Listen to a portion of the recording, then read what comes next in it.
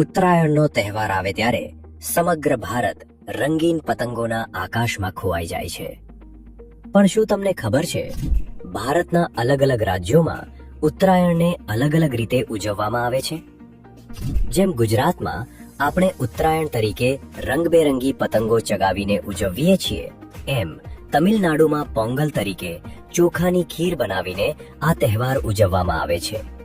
જ્યારે બિહાર અને ઝારખંડમાં ખીચડી અને દહીં ચૂડા ખાઈને આ તહેવાર ઉજવાય છે. મહારાષ્ટ્રમાં મકર સંક્રાંતિ તરીકે 3 દિવસ સુધી આ તહેવાર ઉજવવામાં આવે છે. આ સમયે મહારાષ્ટ્રની પારંપરિક પૂરણપોળી ખાવામાં આવે છે.